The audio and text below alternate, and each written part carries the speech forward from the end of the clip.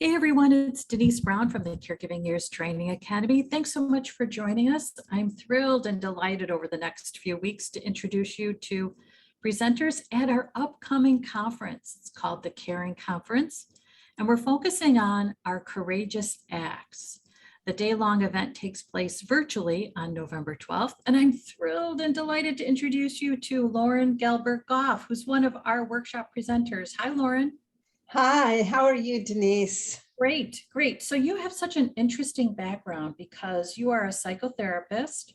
You're the author of a book called Take Back Your Life, but you also have been deeply entrenched in caregiving for a significant part of your life. And you've also really had a devastating past couple of years with the death of your husband and the death of your son. So you have this interesting insight into self-care, which has inspired your work.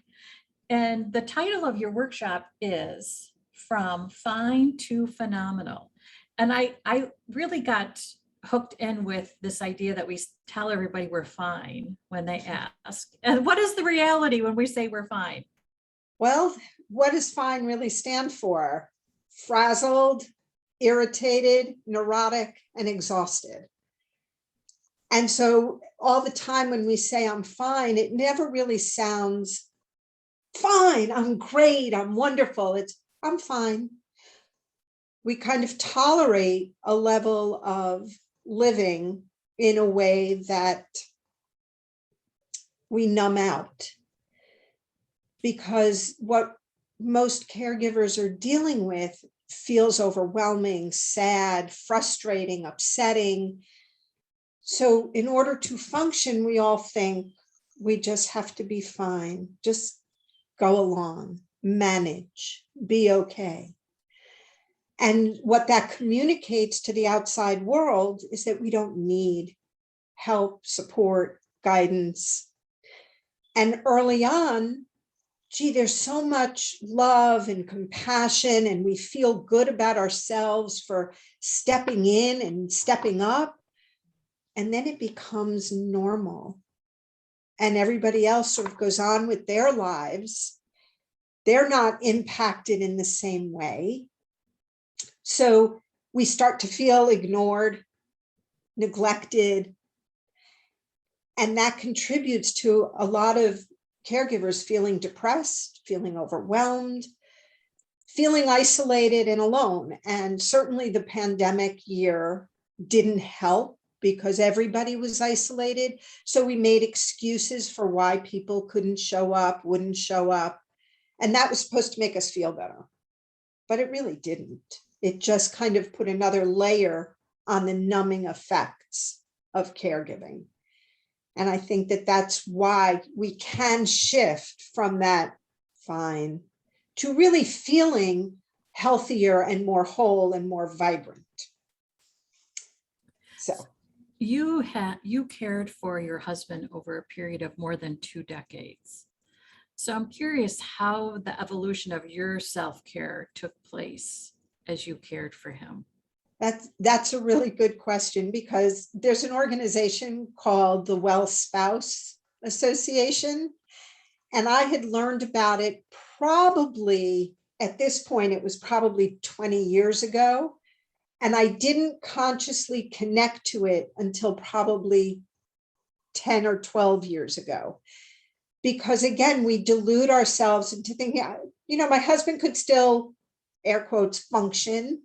He was here, he could help my kids with their homework or projects. So I didn't consider myself a well spouse. And I think that's one of the transitions that occurs, is how do we identify ourselves? And when you have so many things in your life that are normal, you're raising your kids, you're doing your job, you're running your errands, you're living whatever you deem a normal life. So you don't necessarily connect to what you need.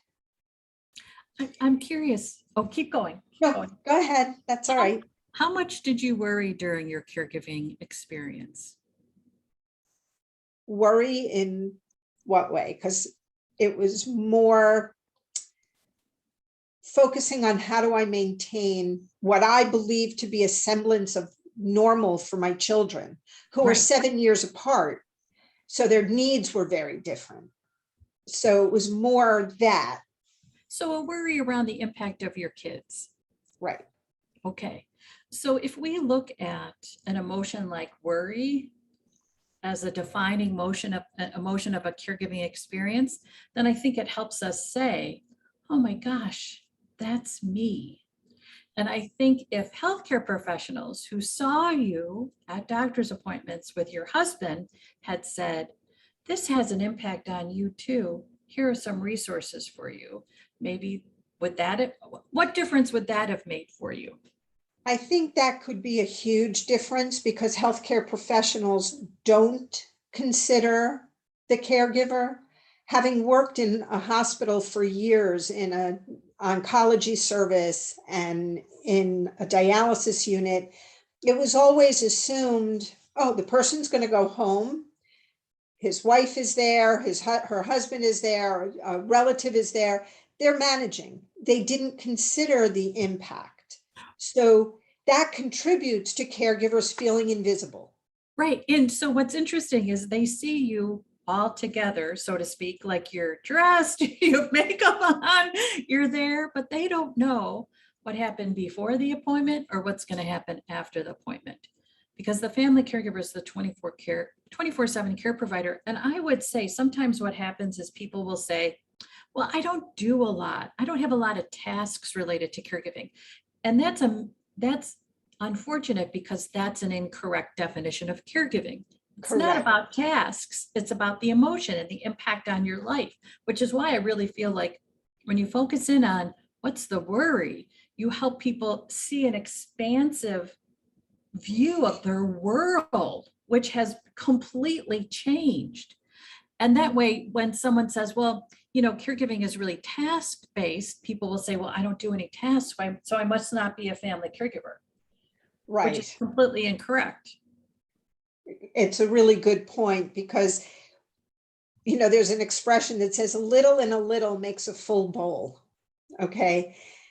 And we don't consider all the things that we do in a given day to just maintain life.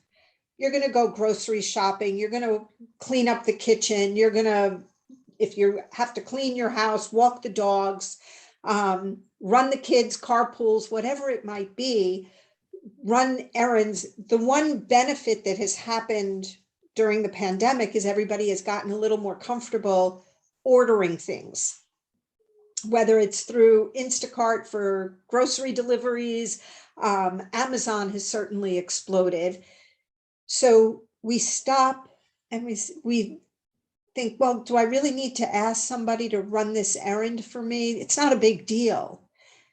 One by one, many things are not a big deal. So we minimize the impact it might have on us, but every little thing ends up being a full day, a full bowl, a full month. And you look back and you go, oh my God, what's entailed here? So it's not getting picky about the things, it's getting realistic and what Absolutely. really is entailed. Right. Yeah. Absolutely. And I would say that we could run the gamut with our worries. A worry could be, how am I going to get the laundry done today so everybody has clean underwear tomorrow, to how am I going to manage when the next shoe drops? And this status quo changes for the worst again, because that's what we live with, this next change that's going to make life harder, because we know that is the reality of caregiving.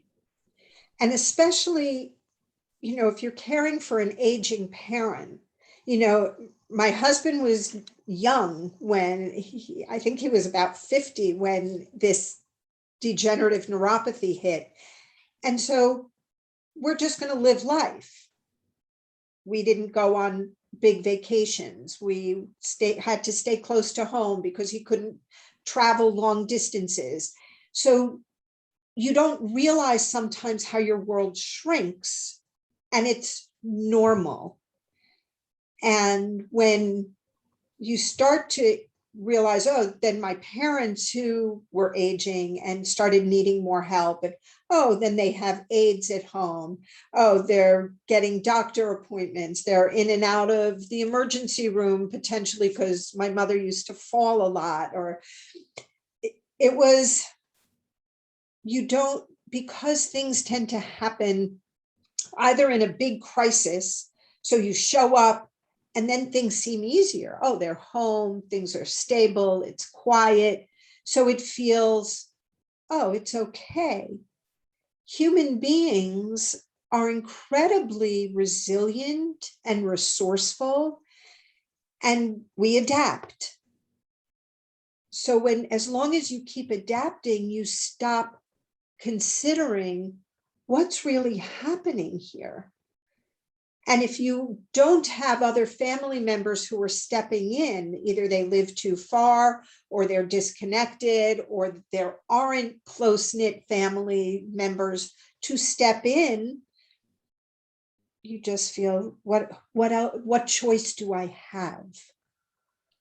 And how many times does the person you're caring for not want anybody else to come in? They're used to you. You're the only one. So it creates a guilt trip. It creates a feeling of obligation, responsibility, and it touches in us that sense of importance. That, how do I give that up? What if they don't do it the right way? What if they don't handle it the way dad is used to, or my mom is used to, or my husband wants it done and they don't want anybody else in the house? How many people have we cared for who don't want to be seen in a less than healthy, good way? I don't want people to come to the door.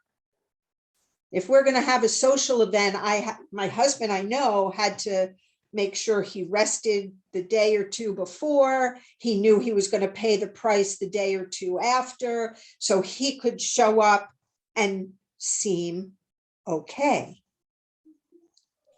So there's always that line. How do we see the reality, and are we allowed to let other people see the cracks in the foundation? You really tie accepting help and self-care as integrated. Yes, So because self-care is not a sign of weakness. You know, if I have to say I can't do that today, doesn't matter what you're doing. It matters that you're able to say, that's something I can't do, won't do. And asking for help, asking somebody else to step in, is not a sign of weakness or selfishness. Gee, I want to go have lunch with a friend. I want to go spend a day with another family member, whether it's an adult child, it's a grandchild, that you're not being selfish. If we don't do those things that recharge our batteries, we're really going to burn out faster.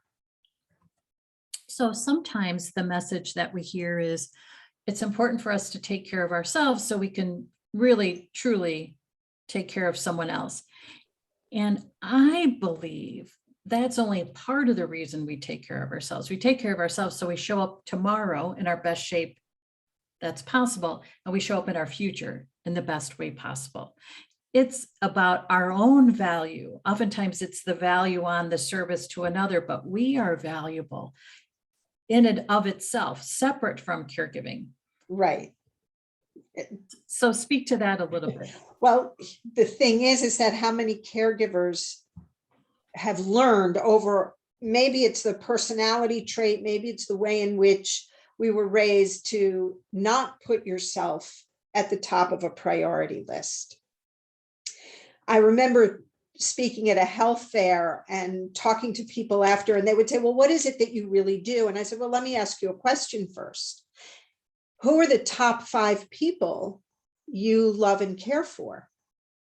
And out of maybe the 100 people I spoke to that day, only 2 put themselves on the list.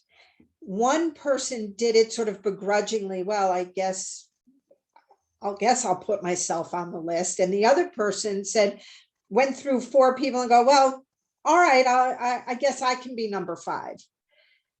So if we're not taught that we get to be a priority, learning it as a caregiver is a real, like, you feel your foundation rocked.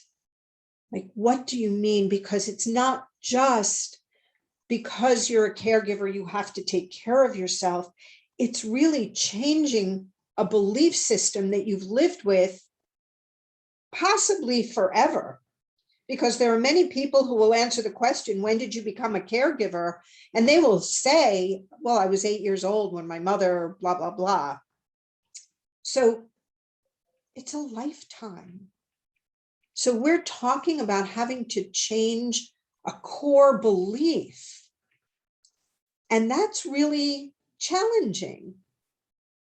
So that shift of saying, I matter, is huge. It's huge. I think I said this in a podcast I did last week. But so for me, something that really was significant was this past summer, I was talking to my niece, who was a support for me. And I was expressing a frustration. And she said to me, Aunt Denise, your quality of life matters too.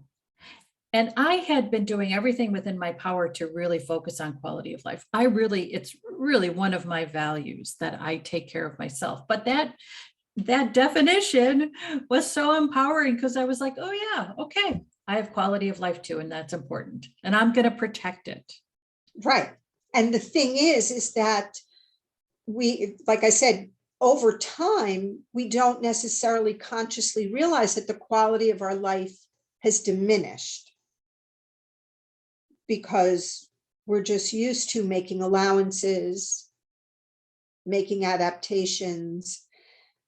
So we forget that there's a whole other world out there, whether it's as simple as having lunch with a friend, having a weekend away. It no longer is normal. And it feels like a huge luxury. What do you mean? My quality of life. I can remember so clearly talking to a woman who was visiting her mother in the hospital, and her mother was very difficult. And she was there every day, all day. She was an only child. And it took an enormous amount of encouragement to get her spend an hour at the library where you love reading books. Take time, starting with an hour off. Let's expand it to 2 hours. Let's expand it to don't come in this morning, wait till this afternoon. And how challenging that was. And I said, because the reality is, especially when it's an elderly, frail parent, they're not going to live forever. And what are you going to do? Where will your life be when now you just have this gaping void because you've abandoned or let go of friendships because you weren't doing anything to feed them as well? And so your friends sort of fell by the wayside. You weren't doing any of the activities you used to do, whether it was somebody going to play bridge or racquetball, whatever it might have been. You weren't doing any of those things. So now, after long periods of time of providing 24/7 care, now what? Now there's just a gaping hole. So we have to work at maintaining some external life to caregiving, so we have a life we can plug into when we're not caregivers anymore. So the daughter who was very attentive to her mother, what was her greatest fear that kept her so attentive to her mother? That her mother wouldn't love her. Right. Okay. That's exactly what I thought. Okay. So I stay present, and that's how I show my mother I love her, so she will love me. Right. I Right. always think there's some fear that keeps us in a place that feels unhealthy. We just don't know how to express that fear. And that's very true. Because when it's when it's something you've lived with all your life, that you either had to earn someone's love, Yes, how do you step away right. because it's so abnormal?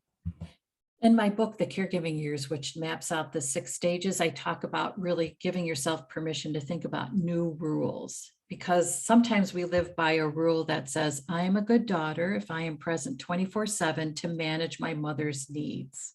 Right. And the new rule is, I am a good daughter. There's no conditions of it. You Right. just simply are. You don't have to earn it or prove it. You don't have to get a stamp of approval. You just have to know you are. Who you are is enough. Yes, right. Yeah. Yeah. And yes, I like that. I am a good daughter, mic drop. Yeah, right. Period. That's it. I'm a good daughter. Right. Yes. Because oftentimes in life, we are chasing love. Mhm. So years ago, I used to do a contest that awarded Family Caregiver of the Year. And one of our winners helped his wife, who was a therapist. And he just is always in my heart, because he gave me this great piece of advice that is 2 words that his wife would say to him. And that is, actually, it's 3 words: arrive everywhere loved. That way you're not running after it anymore. You Right. have it, It just seems like it makes life so much harder if we don't realize we already are love. Just because we're a being, we are love. Well, and it's 100% correct, but it's the expression, we're not humans having a spiritual experience, we're spiritual beings having a human experience. And in that human experience, our egos, our parents' egos, our grandparents' egos, everybody's ego is impacting us with a belief of we're only enough if.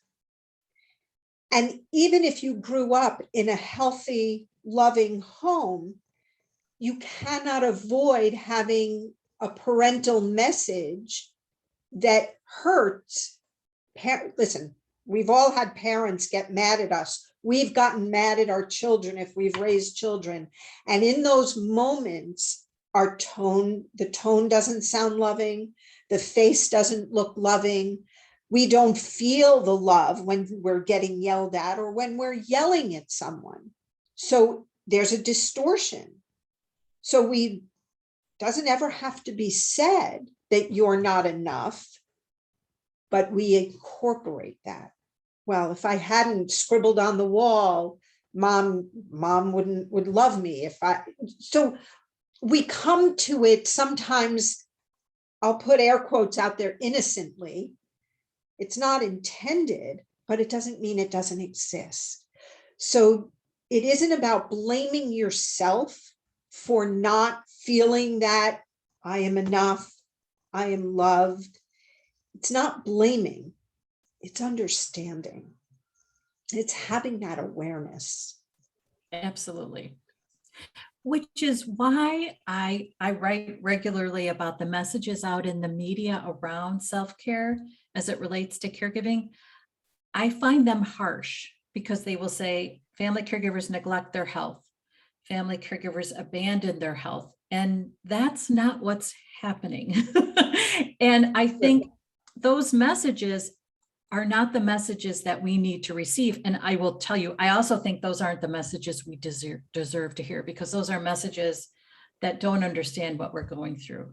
And I had this huge epiphany last week about self-care. And it really is something that happens after we recognize that caregiving leaves us feeling like our life is broken and we need to heal. It's about healing, and then it's moving into self-care. When I am broken, it's going to be very hard for me to pick up my pieces and go out for a walk. And so I equate it to my self-care exercise is swimming. But there was a period of time in my life I couldn't swim. I could just float. And then I could swim. And I think we have to be generous with ourselves, that there are times in our life when floating is enough. And if the message out in the world is floating is not enough, it's not good enough, that's the wrong message to hear. And that's the wrong message for family caregivers to receive. Floating sometimes is exactly what we need to do, and that's enough. Well, I love, somebody had posted, which I shared in the Facebook group for overwhelmed caregivers. Anything worth doing is worth doing poorly. And of course, we all think of, well, I can't do poorly on a test, or I have to show up and do this well. But it's exactly what you just said. I may want to swim a lap, but maybe I can only float a lap. And that's a better thing than sitting and wishing I could get in the pool. I may want to walk, do a marathon, but if I walk around the block, that's good. That's enough, even if it's labeled poorly. So when we shift that perspective, doing something is better than just sitting and berating yourself that you're not doing the swimming the laps or doing a marathon. So we're showing up. Maybe you can't be a 24/7 caregiver. Can you show up for an hour? Maybe you feel guilty that you're not helping your sibling do something. Can you show up for a day? It's enough. Everything can be enough. So yeah, I agree with you 100%. Okay, so Loren, your workshop happens on Friday, November 12th at 9:30 a.m. Eastern time. I'm So looking forward to that. Yeah. yeah, so for anyone who'd like to join us, you can go to our website, caregiversacademy.com, to learn more about the conference. And Loren, for our viewers and our listeners who'd like to learn more about your work, what's your website address? It's LorenGelberg-Goff.com. Yep. Okay, nice and easy. Okay, thanks everybody. Thanks, Loren, so much. Great conversation. Love this. Thank you. And thanks everybody so much for watching and listening. I'm Denise Brown from the Caregiving Years Training Academy. Be sure to stop by caregiversacademy.com to learn more about our work. Thanks very much. Bye-bye.